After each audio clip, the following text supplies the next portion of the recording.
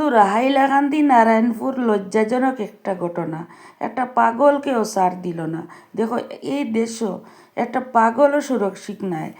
এমন মানুষ যে আছে পশু থেকে আরও বদতর। আমি এইগুলাকে কইমু, এগুলো পশুর মানুষের কাতারে নাই, এগুলো পশু। কারণ নিজের নিজের 2 মিনিটের আরামের জন্য একটা পাগলকেও ছাড় দিল না। এইরকম বেশ্যা, এইরকম মানে পশু জীবনে মানে বাঁচাতে কি মরাও বলা। কারণ তোমরার ঘরে মা বোন নাই রে, ওই মানুষগুলা এত অভদ্র, অত পশু কিতার লাগি।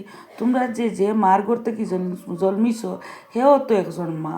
তোমরার এই কাণ্ডগুলা সমাজকে নোংরা করছে। আর হাইলাকান্দির এই ঘটনার কারণে হাইলাকান্দি জায়গাখানটি নোংরা করে ফেলাই দিছ। তোরা ভিডিওটা বেশি বেশি শেয়ার করি বন্ধুরা, যাতে এই পশুগুলার কাছে ভিডিওগুলো পৌঁছে। আর আমার গলাটা ইগনোর করিও বা বন্ধুরা, আমার গলাটা একদম ভাঙি গেছে। কিতার লাগে গলার আওয়াজগুলো একদম ভাঙা ভাঙা। আর কিন্তু আমি বারবারও একটা কথা কই, আর এই পাগলটা বাচ্চাকে